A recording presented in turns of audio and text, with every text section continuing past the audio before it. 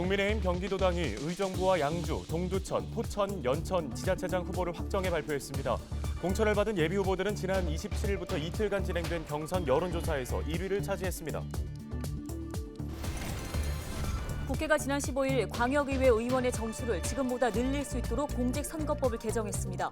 공직선거법 개정으로 경기도는 12석이 늘어났는데 경기도 의회는 관련 내용을 심의 의결하기 위해 본회의를 열었습니다.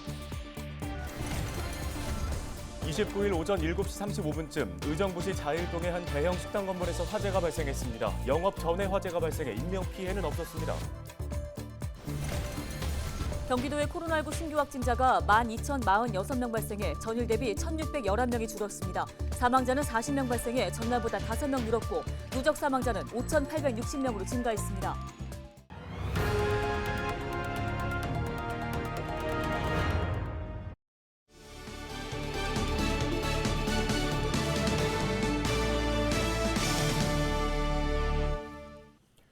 시청자 여러분 안녕하십니까? 헬로티비 뉴스입니다. 첫 소식입니다. 김동건 의정부시장 예비후보가 국민의힘 최종 후보로 확정됐습니다. 김 예비후보는 지난 27일부터 이틀간 진행된 국민의힘 의정부시장 경선 여론조사에서 이모석 9구의 예비후보를 제치고 1위를 차지했습니다. 김 예비후보는 경기도 행정 2부지사와 의정부시 부시장 등을 역임한 바 있습니다. 강수현 양주시장 예비후보가 국민의힘 최종 후보로 확정됐습니다. 강 예비후보는 지난 27일부터 이틀간 진행된 국민의힘 양주시장 경선 여론조사에서 이흥규 원대식 예비후보를 제치고 1위를 차지했습니다. 강 예비후보는 양주시 공무원 출신으로 양주시 기획행정실장 등을 지냈습니다. 박형덕 동두천시장 예비후보가 국민의힘 최종 후보로 확정됐습니다. 박 예비후보는 지난 27일부터 이틀간 진행된 국민의힘 동두천시장 경선 여론조사에서 홍서구, 정계숙 예비후보를 제치고 1위를 차지했습니다. 박 예비후보는 동두천시의회 의장과 경기도 의원 등을 역임한 바 있습니다. 배경현 포천시장 예비후보가 국민의힘 최종 후보로 확정됐습니다. 이틀간 진행된 국민의힘 포천시장 경선 여론조사에서 박창수, 이중효, 김창균, 이원석 예비후보를 제치며 1위를 차지했는데요. 백 예비후보는 포천시 소홀읍장을 지냈고 현재는 국민의힘 경기도당 행정혁신위원장으로 활동하고 있습니다. 김덕현 연천군수 예비후보가 국민의힘 최종 후보로 확정됐습니다. 김 예비후보는 지난 27일부터 이틀간 진행된 국민의힘 연천군수 경선 여론조사에서 심진택, 진명두 예비후보를 제치고 1위를 차지했습니다. 김 예비후보는 연천군 공무원 출신으로 연천군 기획감사실장 등을 지냈습니다. 6일 지방선거 국민의힘 공천에서 컷오프된 김광철 연천군수 예비후보가 29일 국민의힘을 탈당하고 무소속 출마를 선언했습니다. 김광철 예비후보는 자신을 공천에서 제외한 이유에 대해서 아무런 말도 듣지 못했다며 서운함을 드러냈지만 또 무소속으로 출마해 주민, 당원과 함께 잘못을 바로잡겠다고 입장을 밝히기도 했습니다. 또 당선되면 폐기물 매립시설을 끝까지 막아내겠다고 말했습니다. 국회가 지난 15일 광역의회 의원의 정수를 지금보다 늘릴 수 있도록 공직선거법을 개정했습니다. 공직선거법 개정으로 경기도는 12석이 늘어났는데요. 경기도의회는 관련 내용을 심의 의결하기 위해 본회의를 열었습니다. 김소영 기자입니다. 경기도의회는 지난 28일 원포인트 임시회 본회의를 열고 경기도 시군의회 의원 정수와 지역구 시군의원 선거구에 관한 조례 일부 개정 조례안을 심의 의결했습니다. 수원과 평택, 남양주와 시흥, 하남, 파주에서 한 곳씩, 화성과 고양, 용인에서 각각 2곳의 선거구가 추가돼 현재 129석에서 141석이 됩니다. 2인 선거구의 경우 84개에서 87개로 늘고 3인 선거구는 74개에서 69개로 줄었습니다. 또 4인 선거구는 5개, 5인 선거구는 1개가 신설됐습니다. 이혜연 의원은 개정된 조례안이 공직선거법 개정 취지를 반영하지 않았고 중대선거구제 취지에도 역행했다고 비판했습니다. 오늘 발의된 획정안은 계약입니다. 쪼개기 조항을 삭제한 이번 공직선거법 개정의 취지를 반영하지도 않았으며 중대선거구제의 취지에도 역행했습니다. 이뿐만이 아닙니다. 의견 수렴도 되지 않았습니다. 반면 손희정 의원은 중대선거구제는 소수 대표제 성격으로 사표를 최소화해 군소 신생정당이 의석을 획득할 가능성을 높이는 제도라고 주장했습니다. 기초의원 후보를 2인 이상 출마시킬 수 있음에도 불구하고 1위대 후보만 출마시켜 왔습니다. 그러나 이러한 군소정당에 대한 배려로 인하여 파주 갑 지역은 군소정당이나 시민사회와의 정책연대나 협의가 원활히 이루어지는 모범 지역구라는 자부심을 가질 수 있게 되었습니다.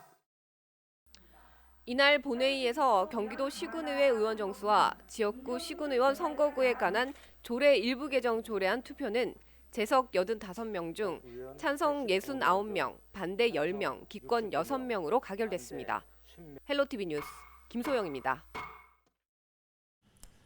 LG엘로비전 나라방송에서 우리 동네 희망 공약을 받습니다. 지방선거 후보자들에게 전달하고 싶은 공약이 있다면 헬로 경기북부 페이스북 페이지나 인스타그램 게시글에 댓글을 달아주시기 바랍니다. 네, 여러분의 의견을 소중히 모아 전달하고 추첨을 통해 상품도 드립니다. 많은 참여 부탁드립니다. 다음 소식입니다. 경기도의 코로나19 신규 확진자가 12,046명 발생해 전일 대비 1,611명 줄었습니다. 사망자는 40명으로 전날보다 5명 늘었고 누적 사망자는 5,860명입니다. 시군별로는 수원시가 1,052명으로 가장 많고 의정부 394명, 양주 166명, 포천 139명, 동두천 87명, 연천 50명 등입니다. 재택치료자는 9만 8천여 명으로 전날보다 6천여 명이 줄었으며 중증 환자 병상 가동률은 25%로 전날보다 1.5%포인트 내려갔습니다.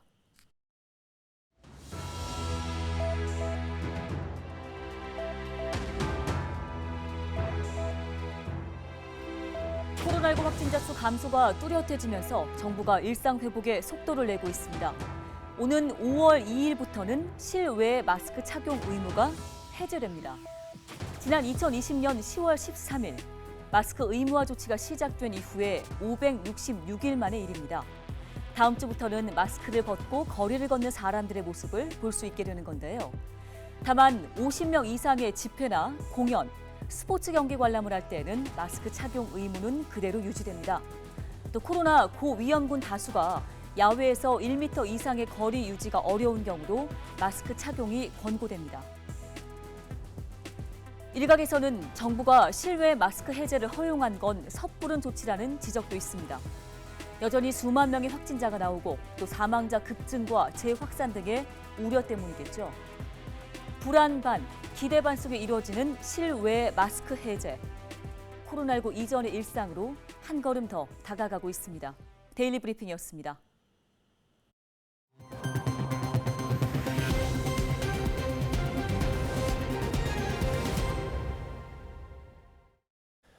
다음 소식입니다.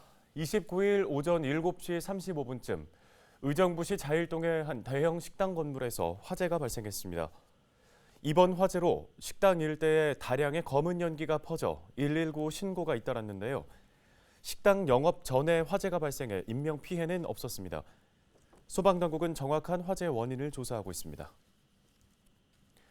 코로나19 전담병원으로 지정돼 일반 진료를 중단했던 경기도의료원 의정부병원이 5월부터 일반 진료를 재개합니다.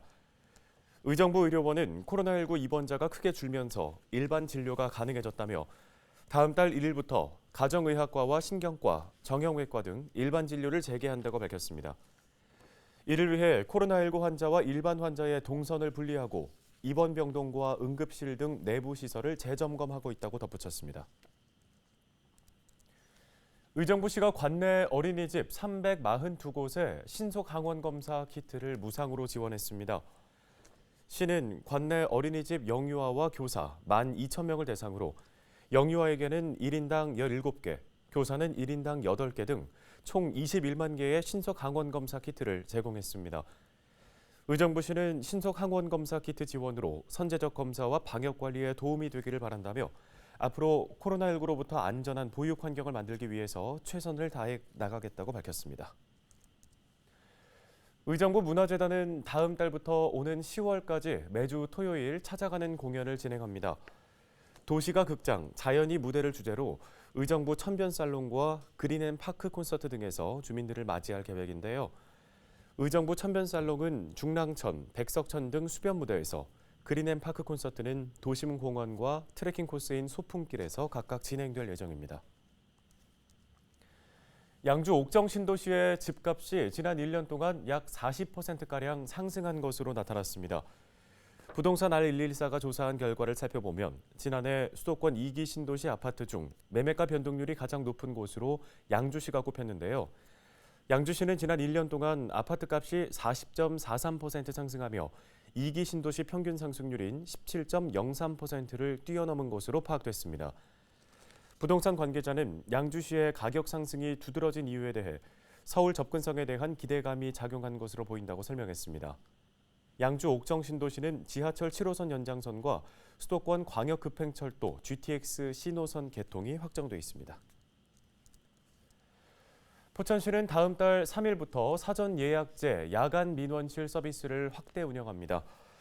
기존에는 매주 목요일 오후 6시부터 8시까지 야간 여권 창구를 운영해왔지만 주민등록 등초본, 인감증명서 발급 등 재증명 서비스도 주 2회로 추가 운영할 예정입니다. 운영 시간은 오후 6시부터 8시까지로 재증명 발급은 화요일과 목요일, 여권 업무는 목요일입니다. 사전 예약은 포천시 홈페이지 전자민원 종합민원 안내란에 야간민원실 사전 예약제에서 신청할 수 있으며 전화로도 예약할 수 있습니다. 연천군이 교육부 주관 평생학습도시 재지정과 함께 군 단위 우수 평생학습도시로 선정됐습니다.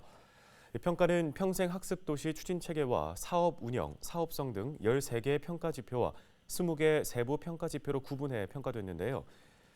연천군은 지역에 특화된 중장기 발전 계획과 비전 수립, 시대와 지역 여건을 반영한 평생교육 실현, 기술교육 운영을 위한 공간 확보 등 지역 여건에 맞춘 계획 수립과 실행에서 높은 점수를 얻을 수 있었다고 말했습니다. 경기도 공정특별사법경찰단이 해외에서 불법으로 몰래 들여온 이른바 짝퉁 상품에 대한 집중 수사를 실시합니다. 쇼핑몰 개설 후 타인의 등록 상표와 유사한 제품의 상표를 유통, 판매하거나 모바일 앱을 이용해 회원을 모집하고 위조 상품을 판매하는 것, 또 사설 휴대전화 수리점을 개설한 뒤 위조 부품을 사용하는 것 등이 주요 수사 대상입니다. 특사경은 특히 사회초년생이나 가정주부 등 범죄 대상이 되기 쉬운 수요층을 겨냥한 온오프라인 판매 행위를 집중 수사합니다. 경기도가 산업관광 활성화를 위해 산업관광지와 연계한 여행 상품을 개발하거나 홍보물을 제작하는 여행사에 최대 400만 원을 지원합니다. 지원을 원하는 여행사는 도내 산업관광지 42곳 가운데 1개 이상을 포함한 여행 코스에 최소 여행 인원을 구성해 신청하면 되는데요. 접수는 다음 달 20일까지 경기도와 경기관광공사에 관련 서류를 제출하면 됩니다.